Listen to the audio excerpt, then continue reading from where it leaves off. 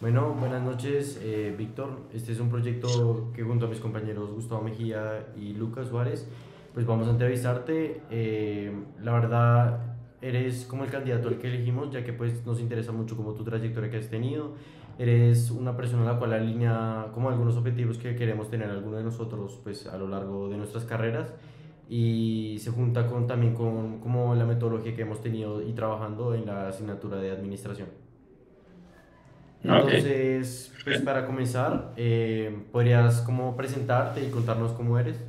Como pues quién es Víctor y pues en tanto en lo personal como en lo profesional y pues cómo te definirías a ti mismo.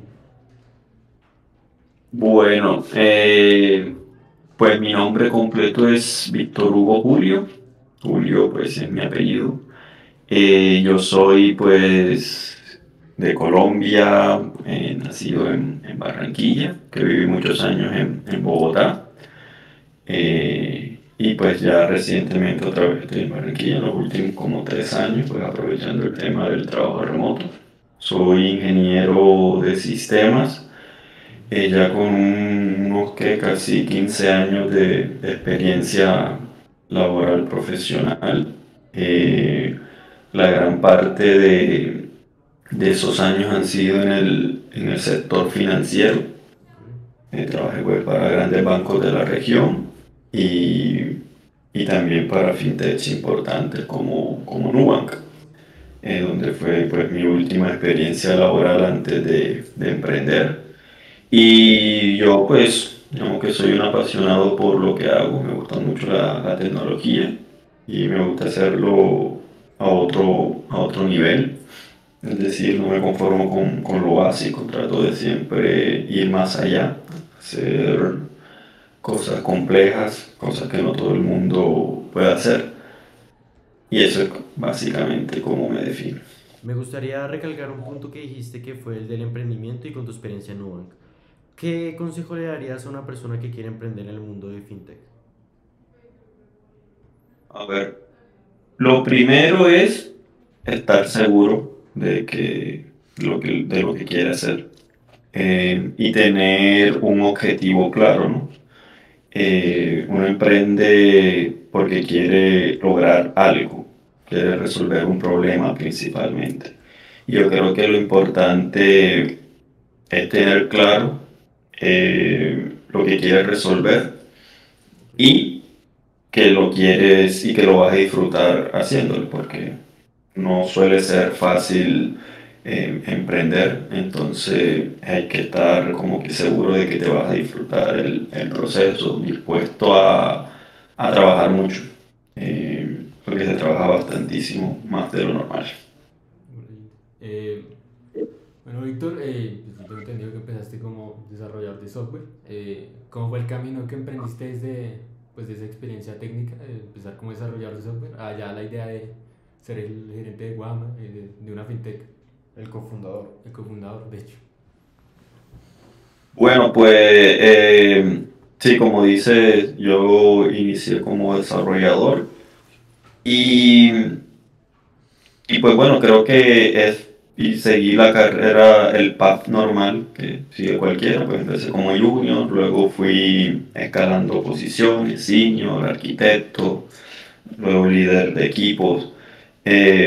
Y a lo largo de la carrera pues me fui dando cuenta como de cosas que no funcionaban, cosas que yo quería mejorar, cosas con las que no estaba cómodo.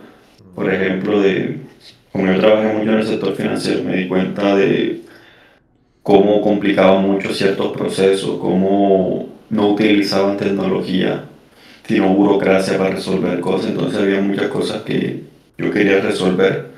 Y, y empecé como que diseñando como un side project, un proyecto personal donde quería crear una serie de herramientas que ayudaran a automatizar muchas cosas.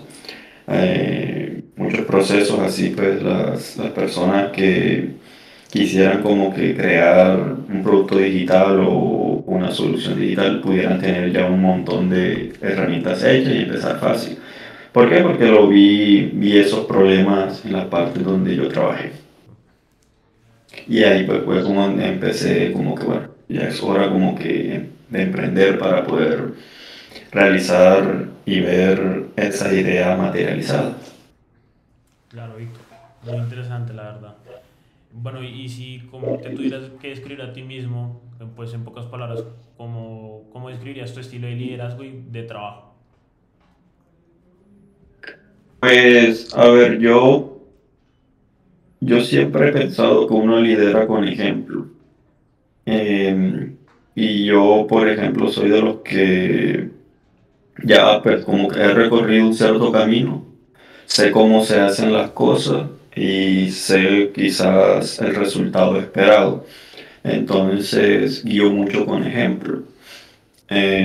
Quizás no soy el líder como el que no sabe cómo se hacen las cosas, que solamente es puro rol, sino que ya pues como yo fui desarrollador junior, escalé por todas las posiciones, sé, sé cómo, mejor dicho, sé, ya pasé por todo eso, por todo lo que es desde el trabajo más operativo hasta ya el más administrativo.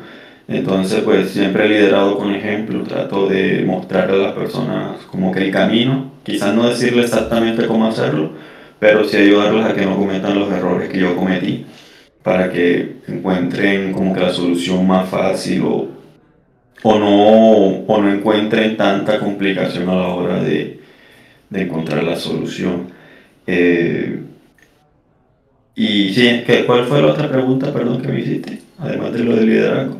Pues, ¿cómo lo describirías para las personas que te están conociendo hoy? ¿Cómo lo describiría? Sí, sí, Sí. como en pocas palabras. O sea, ¿cómo me describiría yo, dices? Pues como esa forma en la que tú lideras. Se te cortó en lo último, perdón, no te escuché. En la forma en la que tú lideras, ¿cómo le describirías para las personas que te estás conociendo hoy, que te están conociendo hoy en pocas palabras? Liderar con ejemplo es mostrarle a las personas cómo hacer las cosas, guiarlas, sin mostrarles exactamente cómo hacerlas, pero sí ayudarlas a prevenir los errores que uno ya cometió. Esas cosas que recalcas básicamente vienen de tu experiencia, pues como estabas nombrando, de los 12 años que estuviste trabajando en el torno de ingeniería de sistemas con tu carrera. Me gustaría saber cómo encontraste esa pasión por la ingeniería de sistemas. ¿Qué te llevó a seguirla? Porque muchas veces hay gente que dice, listo, bueno, yo voy a seguir esta ruta, pero a veces en la vida tienen planes diferentes para ti y te ponen en lugares diferentes. Listo. Yo esto me di cuenta que quería ser programador por ahí cuando tenía 13, 14 años. Para esa época mi mamá me regaló un computador. eh, y bueno, pues empecé a como que a iniciar ese computador, empecé a sentir como que los programas estaban, cómo los hacían, la estética con que lo hacían, cómo pues tú ingresabas información y ellos hacían un procesamiento y te entregaban un resultado. Yo desde ahí dije que yo quería hacer ese tipo de cosas. También cuando empecé pues a conocer el internet, ya cuando las aplicaciones eran web, todo eso me gustó. Y yo entonces dije que yo quería también aprender cómo se hacían esos programas, cómo se hacían esas páginas web. Y ahí fue que me di cuenta que quería estudiar esta carrera. Pues me gustaría centrarme en una cosa, porque es que yo te hablo desde mi experiencia. La verdad, yo también, o sea, con mi familia, estoy en la parte fintech, que es como la de las pensiones, como la de la gente. Y la verdad es difícil emprender cuando las soluciones no son tan claras como a veces las tienes. ¿Tú qué consejo me darías a mí, ya que estoy también como en el mismo sector en el que tú estás, que es en el financiero, en el fintech, que para tener la mayor posibilidad, digamos, de obtener clientes que te den la confianza? Porque normalmente cuando inicias algo la gente genera mucha desconfianza. Sí. Eh, Ahí lo mejor siempre es hacer un gran producto, a poder entender al cliente. Y para poder entender al cliente, lo mejor es darles un producto pronto eh, e innovador. Hoy en día pueden haber muchas soluciones, ¿no? Pero no todas son innovadoras. Entonces lo mejor, por ejemplo, si ya tú estás haciendo algo fintech, tú tienes que mirar, ok, qué está haciendo mi competencia. Claro. Mirar cómo puedo yo sobresalir, cómo hacerlo mejor y tratar de llevar ese producto lo más pronto posible a los clientes y empezar a obtener feedback de los clientes. Que ellos te empiecen a decir, sí, mira, me parece bien o mal porque esto. Y según ese feedback, ir acomodando tu producto. Eso es lo que recomendaría. Listo. Y ya que pues ya empezamos a hablar más o menos de esta industria y teniendo en cuenta tu experiencia en Nubank y ahora en Guama, ¿qué crees o qué consideras que es como ese factor diferencial tuyo que te hace diferente a las personas que también trabajan en esa industria? Bueno, creo que fue algo de lo que dije al inicio y es hacer cosas que no todo el mundo puede hacer. Ese es un factor muy importante a la hora también de emprender, porque cuando tú tienes algo que no todo el mundo puede hacer, tienes muy poca competencia. Claro. Y cuando tienes muy poca competencia, pues tienes más posibilidades de quedarte con el mercado, de tener pues, más clientes que los demás, eh, porque tienes una ventaja, ¿no? Es como, por ejemplo, el que tiene la receta de la Coca-Cola, ¿no? Eh, si nadie más la tiene, pues no te quedas con el mercado. Entonces yo creo que ese es mi diferencial. Listo. Dale, Lucas. Bueno, antes de seguir con la pregunta, tengo una pregunta. ¿Cuál fue ese momento en que estabas en Nubank que decidiste voy a formar mi propia fintech para crear Guama con tus otros dos socios? Creo que fue un momento complejo porque nosotros inicialmente habíamos iniciado con una idea diferente y yo seguía trabajando en Nubank mientras pues, se materializaba la idea. Pero llegó un momento en el que, bueno, nos tocó pivotear porque la idea como que no tenía mucho sentido. Era algo totalmente diferente a FinTech. La idea como que no le vimos mucho sentido, muy difícil como que de ejecutar. Entonces ahí me di cuenta de que tenía que enfocarme 100% en esto si lo quería sacar adelante. Y tomé la decisión de, bueno, fue difícil porque en ese momento no teníamos ni siquiera una idea, pero sí habíamos 3 personas lo suficientemente capaces de sacar algo adelante. Eso fue también la motivación. Como que el equipo era muy bueno para tener la fe de que podíamos lograr algo importante. Entonces fue esa combinación de dos cosas, sentir que me tenía que enfocar y también la fe de que iba a salir bien con las personas que me acompañaban. Sí, eso es muy cierto. Muchas veces tienes que dejar de lado como esa seguridad que tienes con un trabajo para enfocarte totalmente en algo que puede ser aún más grande y dejarte pues en la historia del país, porque ya hablamos de Guama, que Guama es una de las cosas en su sector de las cuales está creciendo increíblemente y pues te doy las felicidades como por el trabajo que has tenido. Y la verdad, lo que pues nosotros esperamos es que estamos analizando pues como tal el mercado porque a pesar de que Guama hoy es de las principales pues en el sector, también tienes que tener o sea, como en cuenta las posiciones de las otras empresas emergentes. Sí. Entonces, eso quiere decirte que es cómo, o sea, cómo evalúas ese impacto que tiene tu empresa como con los clientes o con otros posibles sectores, porque no solo es eso, no solo vender una solución, sino como Escalar. exacto, muchísimas gracias, escalar. Bueno, si entendí tu pregunta, son un conjunto de cosas.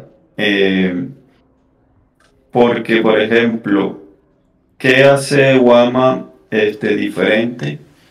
Nosotros, pues, como si tú te pones a buscar en el mercado, pues quizá ya había gente que daba tarjeta de crédito, ¿cierto? Sin historial crediticio. De hecho, por ahí algunos empresas ya grandes lo hacían, pero, por ejemplo, te decían, bueno, tienes que poner un fiador, tienes que traer los papeles de tu papá, tienes que traer un representante, tienes que ir a la oficina y llevar un montón de cosas.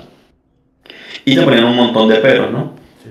Además que pues la cuota de manejo te la ponían súper altísima, era como que bien difícil de sacar y bien también, como uno dice, burocrático, pues había oficina, mucho papeleo, etcétera. No había una forma fácil de hacerlo.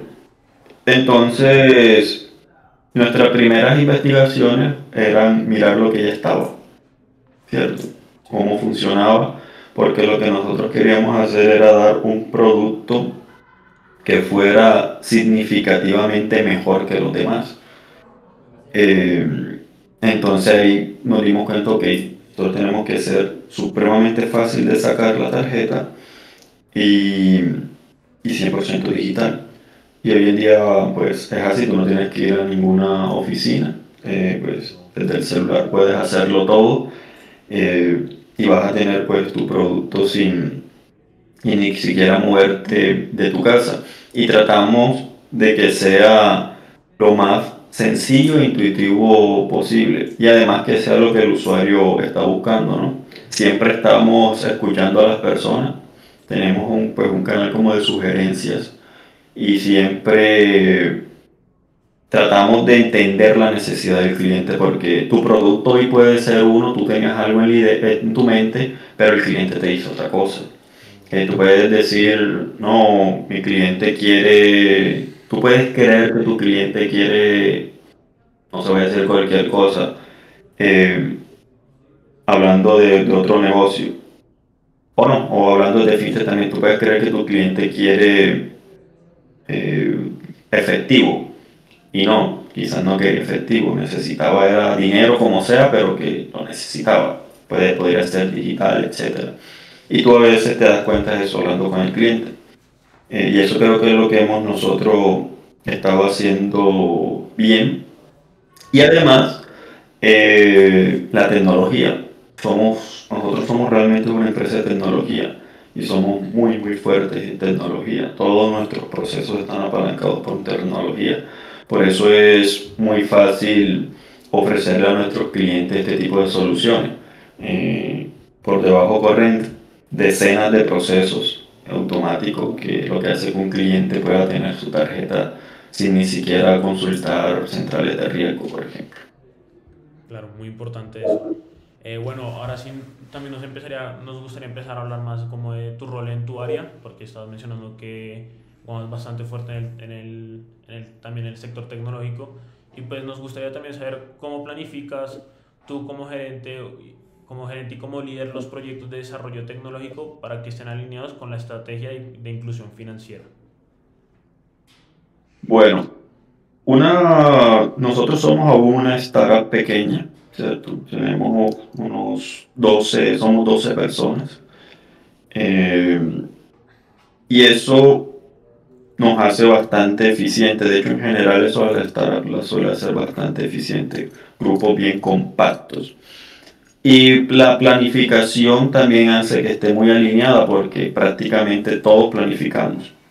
Sí, Todos estamos presentes básicamente durante la planificación, durante las reuniones. Si hay unas cabezas pues, que nos encargamos de definir objetivos, pero esa cercanía, ser tan compacto, ayuda de que todos, digamos que los departamentos estén cerca, todos están enterados de todo. claro. Y eso es una gran ventaja, porque no hay cosas ocultas. Entonces, cualquiera se puede dar cuenta de que, uy, esto quizás no me hace sentido, no está alineado con lo que esperamos. Y, y eso también ayuda a que la tecnología, pues, esté alineado con todo. Pues, como ya dije, todos estamos como que planificando juntos. Estamos compactos, no estamos aislados, como que uno hablando de una cosa, otro pensando otra cosa, sino que estamos siempre planeando juntos y eso ayuda mucho a que las cosas estén alineadas. Claro, ¿y ustedes tienen como algún tipo de criterio para definir estas metas y de cierto modo mientras va pasando el tiempo ajustar estos planes o cómo lo hacen? Sí, sí, claro. Digamos que hay unos objetivos esenciales, que por ejemplo hay unos objetivos de crecimiento, por ejemplo, llegar a 50.000 clientes. Claro, Entonces, toda la planeación debe girar en torno a eso. Otro objetivo es que nuestros clientes amen nuestro producto. Entonces, la planeación también va a girar a que nuestros clientes amen nuestro producto. Yo creo que ese es el truco. Eso recalcando de los productos, ¿cómo tú impulsas la innovación o procesos dentro de Wama? Ok, yo tengo una forma fácil de hacer eso. Y aquí yo siempre le digo a mis compañeros, nunca hagan dos veces la misma cosa. Si tú estás haciendo dos veces la misma cosa es porque lo puedes automatizar. Y si lo sigues haciendo es porque estás perdiendo tiempo. Y hoy en día no se puede perder tiempo. Sí, como tú lo dices, eso también es perder dinero. Entonces, eso es una filosofía de nosotros aquí. Todo lo que podamos automatizar, lo automatizamos. Porque pensamos muy seriamente que las personas son para pensar, no para hacer trabajo repetitivo. Eso se lo dejamos a los algoritmos y a las automatizaciones, etc. ¿Y podrías como nombrar una nueva innovación reciente que haya surgido pues desde tu equipo y cómo puedes implementarlo? Sí, te voy a nombrar una que está con nosotros desde el inicio y una así reciente. Nosotros desde el inicio creamos un framework, yo personalmente inventé ese framework para hacer pruebas. El problema con fintech, con crear como un banco, es que es muy difícil probar. Porque, por ejemplo, si tú quieres, no sé, probar cómo va a quedar una factura, pues te tocaría como que esperar un mes, ¿no? Que se genere la factura y mirar que todo quedó bien. Y nosotros no nos podemos dar ese lujo, esperar un mes, porque somos pequeños, no hay tanto presupuesto para estar esperando. Entonces nosotros teníamos que inventar algo que pudiéramos simular todos los escenarios posibles. Y todos los escenarios posibles es que tú tienes que simular cómo es una factura con intereses, sin intereses, cómo es una factura si te pagan antes, si te pagan después, si te hacen múltiples pagos, si no pagan, eh, si pasaron varios meses y después pagó. Son muchísimos escenarios que tú tienes que probar. Y hoy la tecnología para hacer pruebas no está a ese nivel para garantizarte que tú puedas probar todos esos escenarios. Eh, entonces, ante esa necesidad yo dije, bueno, tenemos que crear un framework que no existe aún, pues lo tienen empresas grandes, quizás, pero obviamente son frameworks privados, ¿no? Ellos no lo van a liberar, son Claro. secretos. Entonces yo decidí que teníamos que nosotros también tener algo así. Y pues después de mucha investigación, creé ese framework y con ese framework nosotros podemos simular casi que cualquier escenario. Podemos avanzar, simular que avanzamos en el futuro, que pasa un año, que pasan 2 años, y todo el sistema actúa como si hubiese pasado un año, y eso nos ayuda a probar todos los escenarios posibles. Y más recientemente empezamos a hacer agentes de inteligencia artificial que se encargan de resolver problemas por nosotros. Por ejemplo, eh, a veces pasa de que ocurren errores. Claro. Llámese, no sé, se cayó un servicio, ¿verdad? O venía una data mala y nadie se había dado cuenta. Entonces ese agente es capaz de mirar ese error y automáticamente sugerirte el fix para que eso no vuelva a pasar. Claro. También pues, nos ayuda a hacer como que tareas de soporte, limpiar data, por ejemplo, ya mucho más fácil, ya no tenemos que hacer como que trabajo tanto repetitivo de ir a buscar acá cómo soluciono, sino que le digo a la gente, mira, pasó esto, ayúdame a resolverlo y él me generará el fix, todo lo necesario para arreglar ese problema. Bueno, Víctor, yo quiero saber cómo involucras a tu equipo en el desarrollo de los proyectos, cómo es esa cultura de trabajo que ustedes manejan. Bueno, nosotros pues día a día nosotros tenemos como una ceremonia que es muy famosa que le llaman el daily. Ahí pues es como para hacer seguimiento de las tareas que estamos haciendo cada cual. Pero cuando van a hacer una nueva mejora, lo que solemos hacer es que nos reunimos, empezamos como en un board a dibujar la solución, compartimos ideas y la vamos armando entre todos. O a veces alguien se lleva el liderazgo de ese nuevo feature. Entonces pues hace su diseño, lo presenta al equipo, recibe feedback. Si es necesario se hacen varias reuniones para las, para alinear las necesidades y las expectativas y se llega a un diseño. Luego ese diseño se divide en tareas, nos las repartimos entre equipos. Así todos colaboramos con la solución. ¿Y cómo garantizas que todos los roles estén como unidos, como en la misma enfoque? Que todos estén en la misma página, que no haya como alguien que no haya entendido a lo que quieren llegar. Exacto. Eso se logra involucrando a las personas desde el inicio. Que aunque de pronto la persona no vaya a participar, quizás implementando la solución, sí participa en su definición. Entonces, por eso nosotros tenemos algo que le llamamos los RFC. RFC es como una forma en la que tú defines lo que vas a hacer. Tú dices, bueno, no sé, te asignaron la solución de aceptar pagos anticipados, por poner cualquier ejemplo.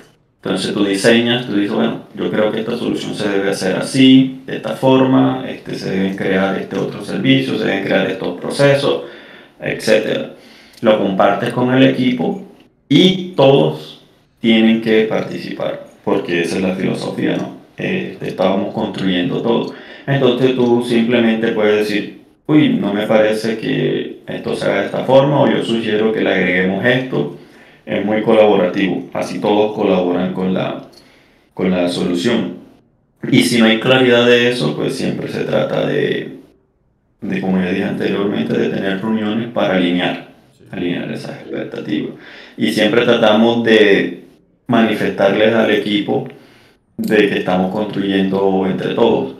Y así todos se motivan a poner siempre sus comentarios acerca de nuevas soluciones, porque saben que en algún momento, aunque tú no hiciste parte de la implementación, sí te puede tocar mejorarla en el futuro o darle soporte. Claro. Claro, y bueno, queríamos también, vamos a ver un poco más del sector. Sabemos que es como un sector en el que hay bastante competencia y al ser un sector en el que se maneja un recurso muy importante que es el dinero, pues está en constante regulación, las regulaciones pues están en constante cambio. Entonces queríamos saber qué criterios se utilizan para priorizar ciertos proyectos que tengan al interior de WAM, como respecto a qué le dan prioridad a los proyectos. Bueno, eso está muy alineado con lo que dije anteriormente de los objetivos. Tenemos unos objetivos esenciales. Ejemplo, crecer a X cantidad de clientes y que nuestros clientes disfruten nuestro producto, en verdad lo amen. Entonces, todas las soluciones se tienen que alinear a cumplir esos objetivos. Si de pronto algo no se alinea a resolver esos objetivos, pues no necesariamente hay que priorizarlo entonces. Y sí priorizar lo que en verdad, por ejemplo, nos haga llegar a esos 50.000 clientes y nos haga que nuestros clientes amen nuestro producto. Esa es como que nuestra estrategia. Claro. Entonces esos criterios que tú nombras ahí, o sea, como que priorizar, ¿cómo tú haces para priorizar eso cuando hay limitaciones, ya sea de tiempo, de presupuesto, de que el equipo no esté trabajando bien, o las reuniones no salgan como se esperaba, la trazabilidad no exista? ¿Cómo haces para solucionar eso? Bueno, lo primero es que los objetivos son fijos, ¿no? Y pues hay que cumplirlo. Si hay que llegar a 50.000 clientes, pues hay que llegar. Si vemos que algo está fallando en el proceso, lo que tratamos es de ajustar ese proceso. Y ahí pueden ser muchas cosas, ¿no? Pueden ser de que estamos haciendo las cosas muy lentos, entonces pues entramos a evaluar por qué estamos haciendo las cosas muy lentos. O hacemos las cosas y tienen muchos errores y eso genera mucho retrabajo, entonces entramos a evaluar qué está pasando ahí.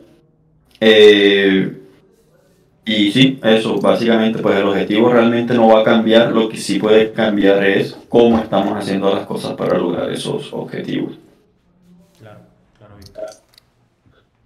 Bueno, Víctor, ¿cómo identificas y desarrollas el talento que tenga potencial en tu equipo y que veas esos potenciales líderes que te puedan como colaborar a ejercer esas tareas de liderazgo, de delegar tareas y todo eso. Dijiste que cómo identificaba los talentos, ¿verdad? Sí, Sí. o sea, ¿cómo identificas quién es como el que sabes que si tú no estás, ese que puede seguir, O sea, que puedes delegar tu que trabajo le puedes y delegar tu confiar. trabajo y que sepas que él va a Responder. seguir? Sí, exacto. Listo, bueno, yo realmente siempre trato de que todo el equipo sea autosuficiente. De hecho, por eso una de nuestras filosofías es la automatización, para no tener como que depender de alguien. Que si yo no estoy, pueda pues alguien pinchar un botón o invocar un API y soluciona. Que todo eso esté pues documentado, que todo esté tan ordenado que realmente como que no se necesite que radique en la cabeza de alguien su presencialidad para poder ejecutar alguna acción. Creo que los líderes más estamos ya es como para otro tipo de cosas. Eh, Quizás un poquito, creo que mi rol es más como que darles las herramientas a los demás para que puedan hacer su trabajo. Y para el tema de cómo yo utilizo mis recursos, pues obviamente yo trato siempre de, como trabajo muy de cerca con todos los desarrolladores, me doy cuenta muy fácil de sus skills. Entonces sé quién es bueno quizás en más cosas administrativas o más técnicamente. Trato de como que, ya quizás esto me lo ha dado también la experiencia, un poquito también de tener tacto, de mirar un poquito más allá, de saber quién es bueno en esto o de qué va a ser bueno en esto, porque no necesariamente uno inmediatamente lo mira, pero si uno puede mirar que esa persona va a ser bueno en algo. Eso es como cuando, yo siempre lo comparo de que cuando empezaron a ver a jugar a Messi, cuando era chiquitico, pues no era una superestrella, pero ya tú sabías que se movía como alguien que iba a ser bueno, ¿no? Claro. Entonces es lo mismo, uno empieza a ver como que señales en las personas que te indican, uy, esa persona puede que sea algún día un crack. Claro. La verdad me gustaría como, en una de las respuestas que nos dices anteriores a una de nuestras preguntas, tú dijiste que tu framework lo tomaste a base de una empresa grande, como esa idea. Me gustaría saber cómo tú, o sea, pues obviamente tú te tienes que innovar cada vez, te tienes que actualizar con las nuevas tecnologías. ¿Cómo haces para seguir frente a estas tendencias tecnológicas y cómo pues esto influye en la evolución de Wama? Bueno, estamos como en un entorno que es muy cambiante, ¿no? El de la tecnología. Sí. Cada vez hay más innovación, siempre salen frameworks nuevos, mejoras, y la mejor forma de estar al tanto de eso es involucrarse en el entorno correcto. Sí. ¿Y eso qué es? Tienes que seguir a la gente correcta, por ejemplo, a los referentes en tecnología, seguir a las grandes empresas en sus diferentes pues, canales de difusión, llámese redes sociales, Noticias. correos, los RSS, que también son una forma de enterarse de noticias. Y así pues te enteras de todo, ¿no? Pero es una forma como que tienes que buscar conectarte con eso. Así tú sabes qué es lo último, qué es la vanguardia.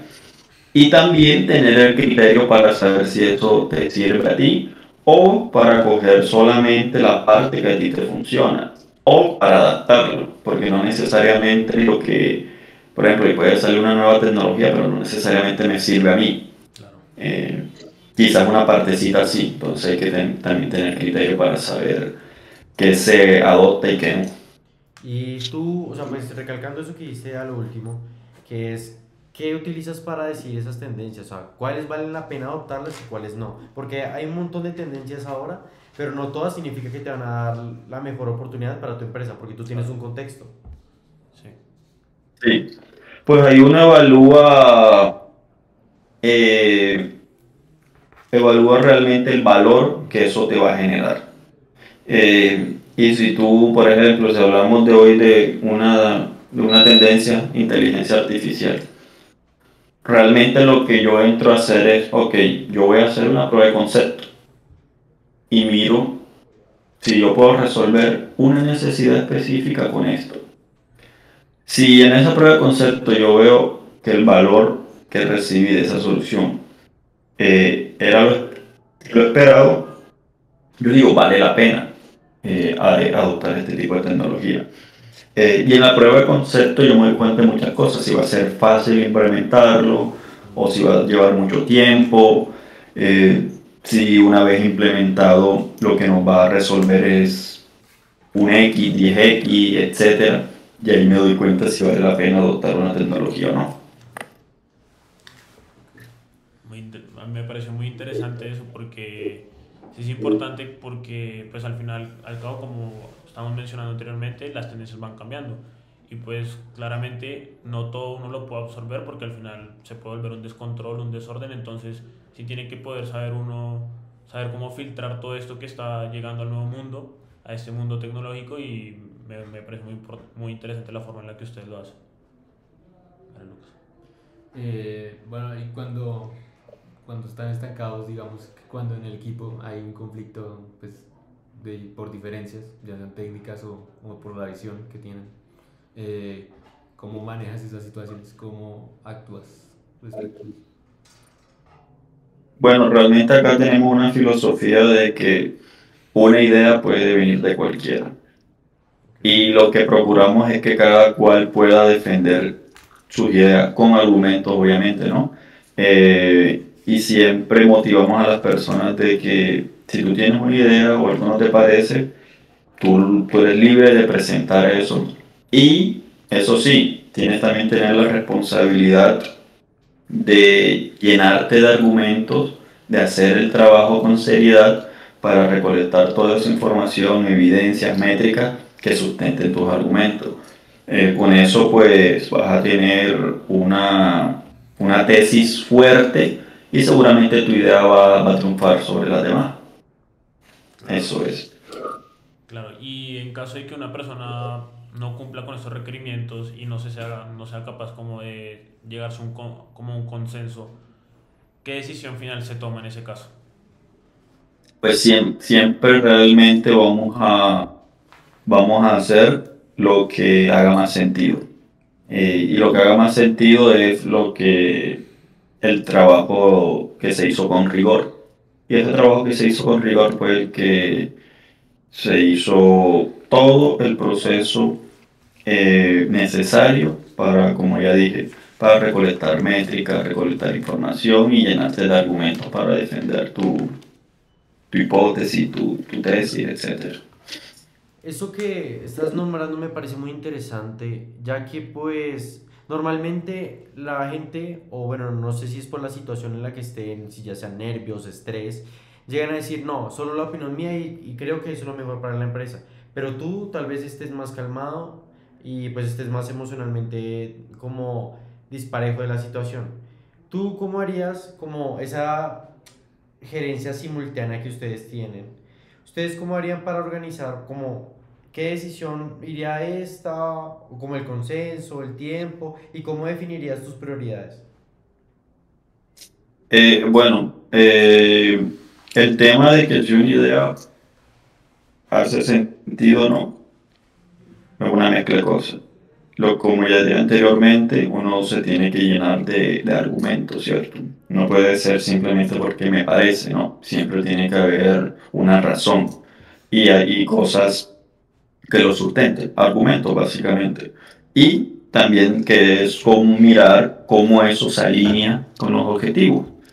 Que eso ya pues pasa por un análisis, ¿no? Puede ser un debate en el que miramos qué, qué tanto eso se alinea con los objetivos. Y al final puede de que uno se equivoque, ¿no? Y eso no está mal.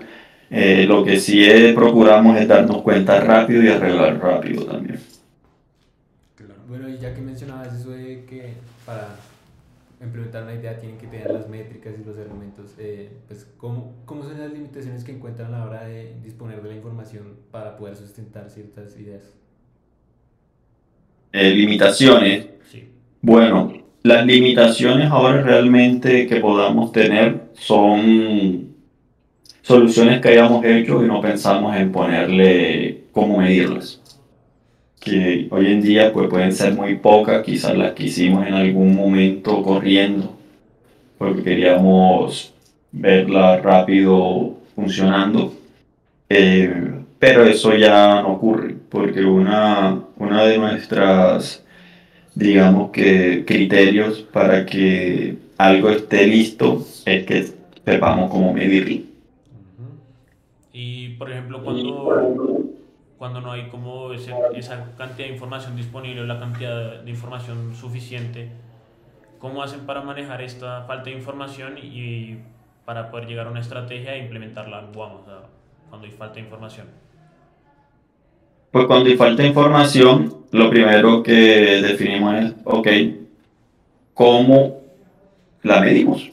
¿Y cuál es la métrica que nosotros nos da la seguridad de que algo está funcionando bien? Una vez definidas esas dos cosas, se crean los procesos y los mecanismos para llegar a esa métrica. Okay. Pues como, a ver, es que todo esto ya es como muy teórico. Quiero que generalicemos en un punto y es pensando en tu trayectoria como emprendedor, de una de las unicornios, por así decirlo, de una startup colombiana en el mundo fintech. ¿Podrías contarnos sobre una decisión compleja que hayas tenido que tomar y cómo aplicaste la racionalidad? O sea, como la falta de información. Sí, una decisión compleja fue, a ver, yo creo que fue cuando iniciamos el framework. La primera idea era iniciar sin ese framework, ¿no? Si no, bueno, lancemos y que si ocurren errores los vamos arreglando.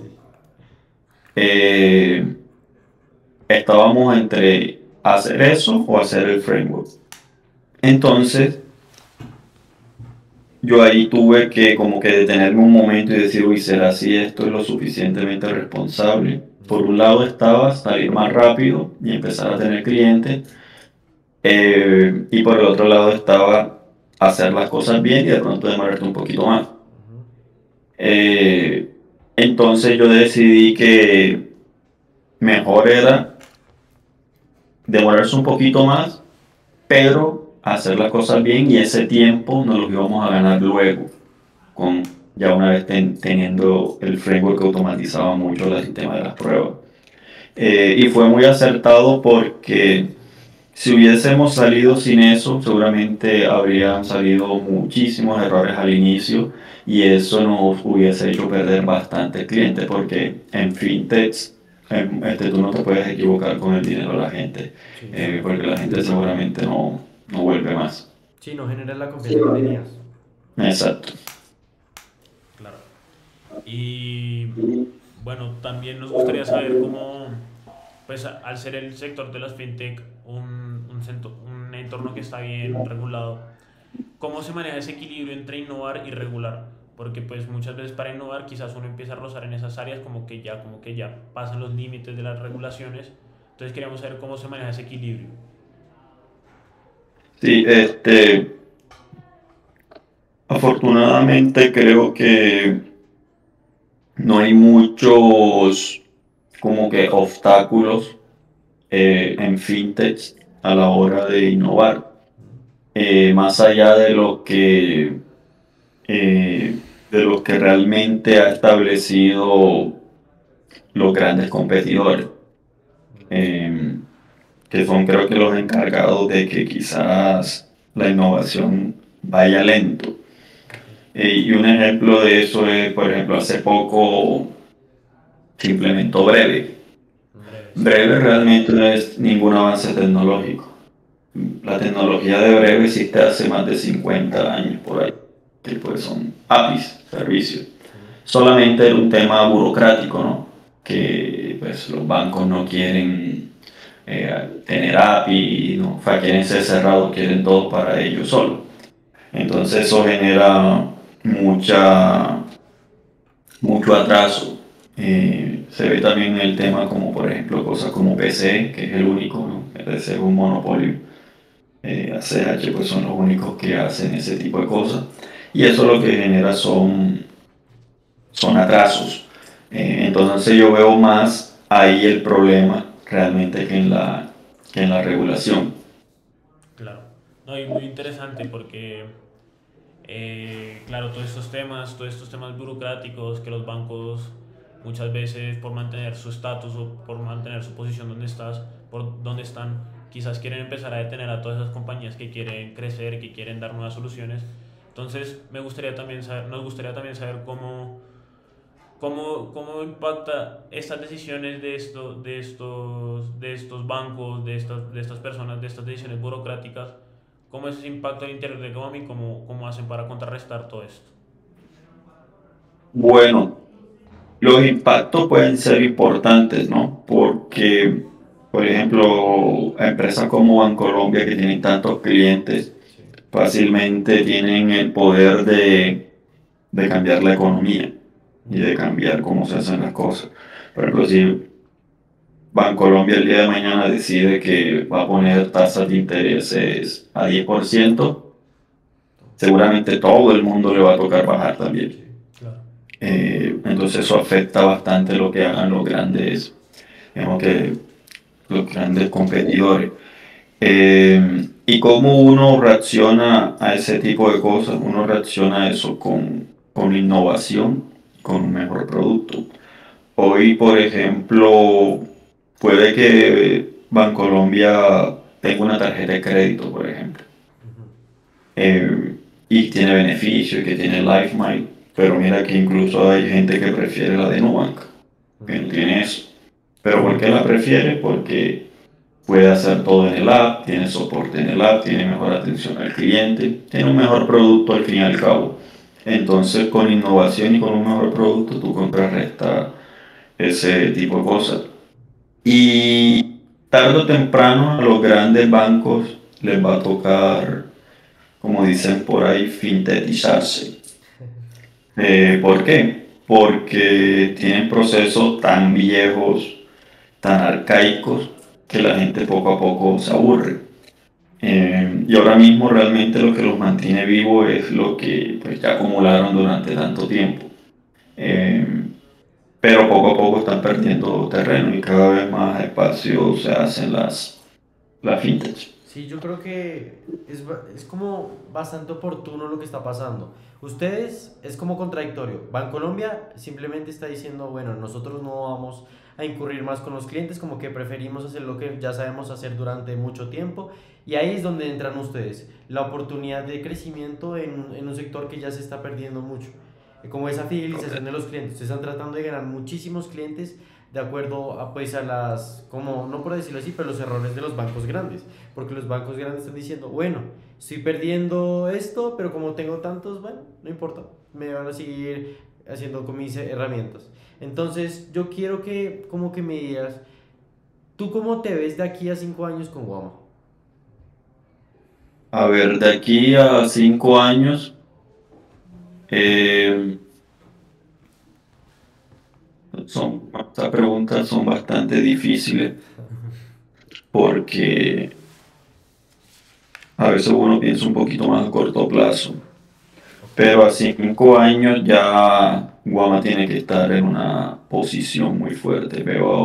Nos vemos ya, digamos, como uno dice por ahí a veces popularmente, en otro nivel, Sí, claro. ya habiendo cumplido nuestros objetivos principales, ya haber pasado la barrera del millón de clientes, y ya ser como que un referente, no solamente en Colombia, sino en la región, que la gente pues, lo- cuando digo la gente, pues todos los que estén en el medio estén hablando de nuestra solución, de nuestra tecnología, eso visualizo. Claro. Claro. Ahorita una pregunta, viendo el sector fintech de acá, pues comparado al de otros países, ¿tú como qué implementarías que hayan implementado en otros países para el sector fintech? ¿Qué crees que le hace falta acá para Colombia.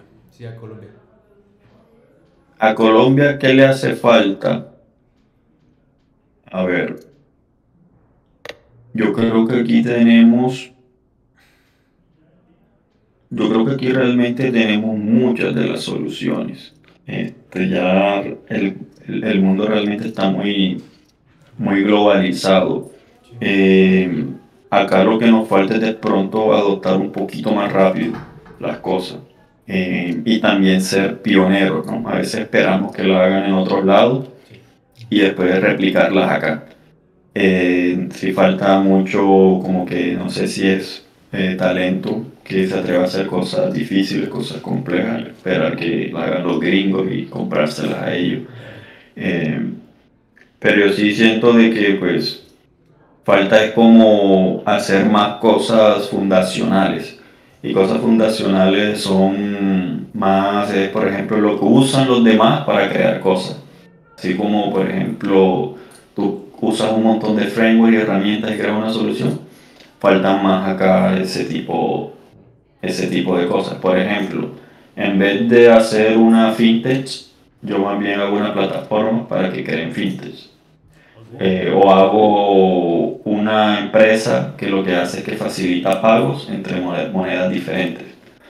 Falta más ese tipo de solución. Cada vez hay, digamos que la gente se anima más, pero toca hacerlo como que antes de que lo hagan otros, porque siempre lo hacemos cuando ya existe en otros países. Pero acá el abanico es grande, pues, si lo que tú ves en otros lados, ya lo podemos ver acá, que hay temas cripto, eh, plataformas de pago, pasarelas de pago, fintech, sí, etcétera. Me gustaría, como, es que dijiste algo sobre las criptomonedas, me gustaría saber tu opinión y aparte lo que dijiste ahí de una solución rápida, que viste una oportunidad que era el intercambio entre monedas. ¿Tú cómo ves eso en una oportunidad? O sea, ¿qué opinión tienes sobre las criptomonedas? Bueno, de las criptomonedas, bueno, es que eso yo creo que es un tema complejo porque como medio de pago está solucionando el tema de pagos que en tiempo real, por ejemplo, que puedes enviar plata de aquí a otro país y listo, en un segundo, ¿no? Sí. Que eso pues con los medios tradicionales no es tan así, no es tan fácil.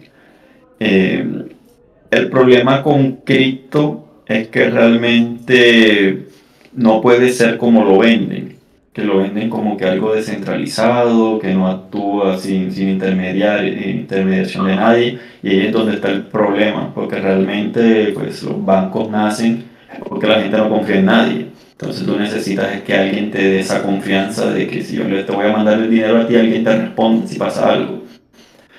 Por eso yo creo que cripto como solución monetaria no va a funcionar porque pues eso ya en el pasado existió y era cuando tú intercambiabas, no existían las monedas sino que tú intercambiabas bienes, ¿no? Tú como que Claro. yo te doy sal, tú me das, Oro. no sé, vegetales y cosas así, había ese intercambio sin intermediación de nadie y pues obviamente eso no funcionó. Cuando nace el dinero pues se necesita una entidad que genere la confianza, que realmente creo que eso es lo que busca la gente. Si dado el día que la tecnología pueda llegar a ese nivel de generar la confianza, pues seguramente sí podría ser, pero hoy yo no lo veo mucho, eh, precisamente porque carece de ese componente, que a veces un tercero es el que es lo que nosotros nos muestra como confianza, es lo que vemos como símbolo de confianza. Y, pero sí creo que hay soluciones como que innovadoras alrededor de eso, como por ejemplo los pagos cross-border que le llaman. Sí. Tú puedes tener monedas como USDC, que son criptomonedas, Sí. que son stablecoins, y mandas dinero hacia otro lado, recibes pago. Así algo así creo que puede funcionar bastante bien. Vamos como que en una economía global, pero siempre se va a necesitar como que un ente que garantice Sí, como la que esa confianza. confianza. Claro. Bueno, pues ya terminando la entrevista, nos gustaría que si le, nos gustaría que si pudieras mandar como un mensaje a todas estas personas que les está llamando el mundo de las finanzas, el mundo de la tecnología, un mensaje para estas personas y que también se quieren convertir en líderes así como tú lo eres. Bueno, para las finanzas, estudien finanzas básicas para que sepan cómo invertir, cómo ahorrar, cómo no gastarse la plata, ni en qué no gastársela. Eso lo deberíamos aprender desde el colegio porque es muy importante. Eh, y para los que quieren entrar al mundo de la tecnología, considero de que todos deberían aprender algo de tecnología. Ojalá a programar, así sea básico, y deberían estar aprendiendo también a hacer automatizaciones con inteligencia artificial, porque vamos camino a un mundo donde cada vez la inteligencia artificial va a automatizar cosas. Y si tú no te pones a la vanguardia, pues eres de los candidatos a ser reemplazado rápidamente por inteligencia artificial. Entonces tenemos que utilizar la innovación a nuestro favor y aprender todo lo que podamos aprender para Pues, ser competentes. pues Víctor, muchísimas gracias por tu tiempo, por las lecciones que nos has brindado, por todas las enseñanzas que nos has dejado y todos los mensajes que trataste de decirnos. Y la de verdad, yo, y no sé si mis compañeros también lo vayan a hacer, pero lo van a utilizar a diario. Vamos a empezar a estudiarlo y vamos a seguir tu ejemplo de un confundador tan exitoso como lo eres. Claro, no, sí, y darte muchas las gracias, darte de nuevo las gracias por disponer, por querer estar aquí, por querer transmitir un mensaje también a los jóvenes, porque sea lo que sea, pues es una entrevista que van a ver personas jóvenes. Y nada, gracias. Tú, Lucas. Bueno, gracias a ustedes por el espacio. Listo. Gracias. Vale, Víctor. Adiós, Muchas Víctor. gracias. Hasta luego. Chao.